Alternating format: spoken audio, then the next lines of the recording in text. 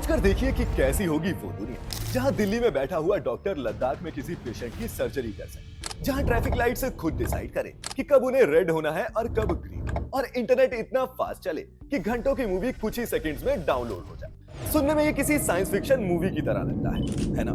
लेकिन कुछ साल पहले दुनिया भर की टेलीकॉम कंपनीज हमें इसी फ्यूचर का सपना दिखा रही थी, और ये सब इसलिए किया जा रहा था ताकि 5G को एक ग्रैंड लॉन्च मिल सके।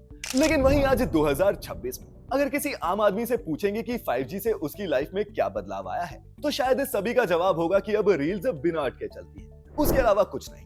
तो दोस्तों, आज फैक्टिफाइड पर हम यही जानने समझने की कोशिश करेंगे कि जिस टेक्नोलॉजी को लेकर इतने सपने दिखाए गए थे, आज उसकी हालत इतनी खस्ता क्यों है। In today's video, why 5G failed. 1 अक्टूबर 2022 को भारतीय एयरटेल ने इंडिया में 5G लॉन्च किया था। उसके कुछ दिनों बाद ही जियो ने भी अपना 5G लॉन्च कर दिया, और तब से ही इंडिया में 5G यूजर्स की संख्या लगातार बढ़ रही है। पिछले साल ये संख्या 430 मिलियन पहुंच गई थी, यानी कि इंडिया की टोटल पॉपुलेशन में लगभग 35% लोग 5G यूज करते हैं। अब लॉन्च करते वक्त 5G को किसी नॉर्मल टेक अपडेट की तरह नहीं, बल्कि टेलीकॉम इंडस्ट्री में एक रेवोल्यूशन की तरह प्रेजेंट किया गया था। कंपनियों ने जितना ज्यादा इसमें इन्वेस्ट किया, इसको लेकर उतने ही बड़े बड़े वादे किए गए, जैसे सुपरफास्ट स्पीड का वादा। जहां 4G नेटवर्क की पीक स्पीड 1 Gbps थी, वहीं 5G की पीक स्पीड 20 Gbps बताई गई। ये इतनी स्पीड है कि आप हाई क्वालिटी मूवीज और शोज सिर्फ कुछ ही सेकंड्स में डाउनलोड कर सकते हैं।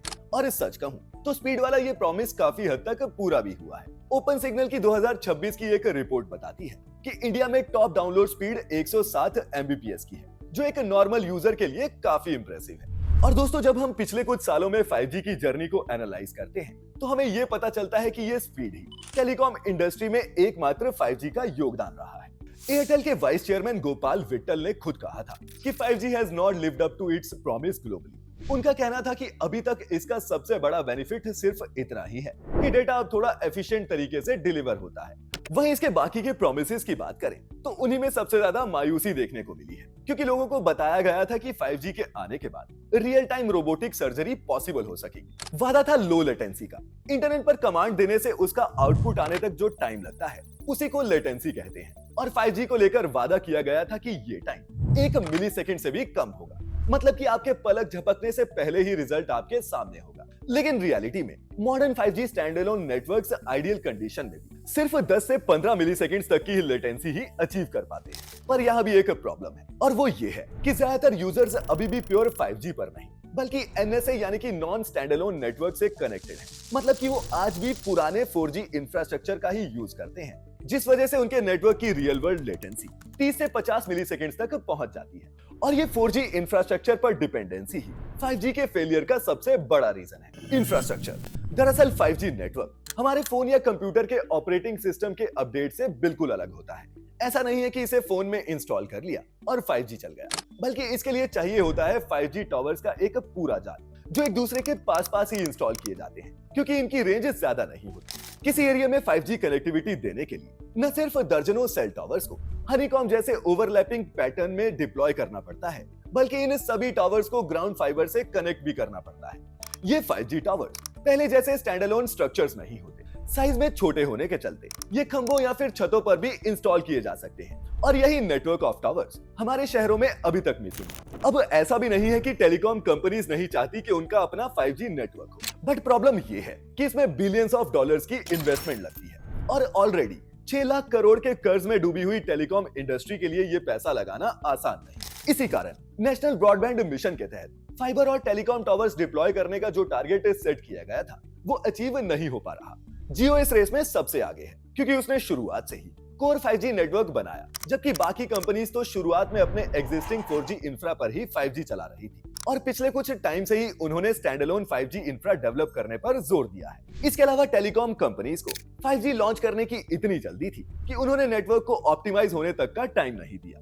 और यही 5G का दूसरा बड़ा इशू है, कनेक्टिविटी। 5G का जो सबसे बड़ा प्रॉमिस था वो ये था कि इसे IoT यानी कि इंटरनेट ऑफ थिंग्स में रेवोल्यूशन आ जाएगा। लोगों के घर स्मार्ट हो जाएंगे, घरों में मौजूद हर अप्लायंस जैसे AC, हीटर, रेफ्रिजरेटर, ये सब कुछ इंटरनेट से कनेक्टेड होगा। Global technology intelligence firm ABI research ने 2024 में एक एस्टीमेट दिया था कि 2026 तक दुनिया भर में कनेक्टेड डिवाइसेस की टोटल इंस्टॉलेशन 70 बिलियन से पार पहुंच जाएगी। लेकिन इनकी टोटल इंस्टॉलेशंस अब तक लगभग 17.4 बिलियन ही हुई है।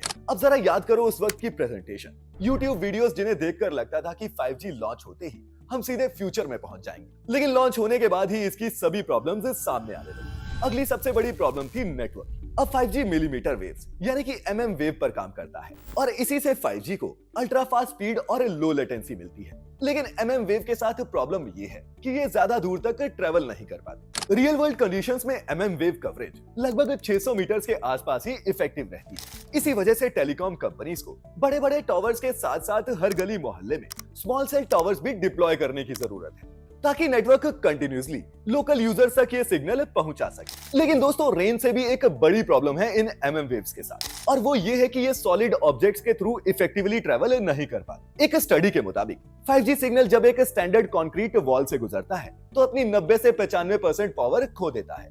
ग्लास विंडो से गुजरने पर भी ये 5 से 10 डेसिबल का लॉस देखता है।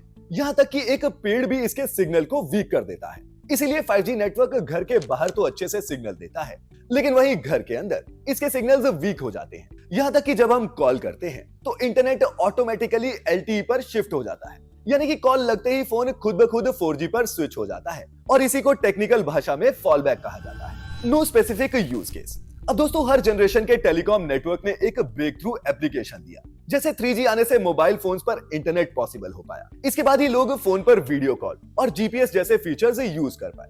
4G आने से उबर, इंस्टाग्राम और नेटफ्लिक्स जैसी एप्स पॉसिबल हो पाई। लेकिन क्या आप कोई ऐसा एप्लीकेशन बता सकते हैं जो सिर्फ 5G पर ही पॉसिबल हो और 4G पर बिल्कुल भी काम ना करे? तो दोस्तों, आपको बता दूं कि 5G के लिए अभी तक ऐसा कोई भी ब्रेक थ्रू एप्लीकेशन नहीं आया है। Monetization scope. टेलीकॉम कंपनीज ने 5G पर मैसिव इन्वेस्टमेंट किया। जियो ने 88,000 करोड़ और एयरटेल ने 43,000 करोड़ सिर्फ स्पेक्ट्रम खरीदने में ही लगा दिए। लेकिन इसके बावजूद 5G कमर्शियली उतना सक्सेसफुल प्रूव नहीं हो पाया है। दरअसल कंज्यूमर्स को फास्टर इंटरनेट तो चाहिए, लेकिन ज्यादातर लोग उसके लिए ज्यादा पैसे देने को रेडी नहीं है। अब एक तो वैसे ही इंडिया में बाकी देशों के मुकाबले मोबाइल डेटा सस्ता है और जब ये कंपनीज प्लान्स के रेट बढ़ाती हैं तो इनके यूजर्स BSNL जैसे दूसरे ऑपरेटर्स के पास चले जाते हैं। इसका रीजन ये है कि एक एवरेज यूजर ऑलरेडी 4G पर ही खुश है। यहाँ वो हर काम कर सकता है जो वो 5G पर कर सकेगा, तो फिर कोई उसी इंटरनेट के लिए एक्स्ट्रा पे क्यों ही करेगा। इसीलिए सिर्फ प्लान्स बेचकर प्रॉफिट कमाना काफी मुश्किल होता है और इन टेलीकॉम कंपनीज को मोनेटाइजेशन के और ऑप्शंस ढूंढने पड़ते हैं। अनडाउटेडली 5G एक ओवरहाइप्ड टेक रोल आउट था और ये उन एक्सपेक्टेशंस पर पूरी तरह से खरा नहीं उतर पाया जो इसके लॉन्च के वक्त क्रिएट की गई थी। हाँ, नेटवर्क स्लाइसिंग, इंडस्ट्रियल ऑटोमेशन और मशीन टू मशीन कम्युनिकेशन जैसे एरियाज में अभी भी पोटेंशियल नजर आता है, लेकिन अभी के लिए ये एप्लीकेशन लिमिटेड स्केल पर है और इनका इम्पैक्ट फैक्ट्रीज पर पड़ेगा, नॉर्मल यूजर्स की लाइफ पर नहीं। इसीलिए कुल मिलाकर 5G का ना तो इंफ्रास्ट्रक्चर स्ट्रॉन्ग है, ना ही नेटवर्क और ना ही इसका कोई स्पेसिफिक यूज केस है। फिर भी टेलीकॉम कंपनीज ने हजारों करोड़ इन्वेस्ट किए हैं और इस इन्वेस्टमेंट के बाद भी कंज्यूमर्स के लिए एक्सपीरियंस बिल्कुल भी रेवोल्यूशनरी नहीं रहा। और अब जब धीरे धीरे 6G की बातें शुरू हो गई हैं, तो आपको क्या लगता है 6G कुछ ग्राउंड ब्रेकिंग कर पाएगा या वो भी 5G की तरह ही बस एक अपडेट बनकर रह जाएगा? मुझे कमेंट सेक्शन में 5G के बारे में अपनी राय जरूर लिखकर बताएं और ऐसी और भी इंफॉर्मेटिव वीडियोस के लिए देखते रहें फैक्टिफाइड। जल्दी फिर मुलाकात होगी, तब तक के लिए आपका बहुत बहुत शुक्रिया।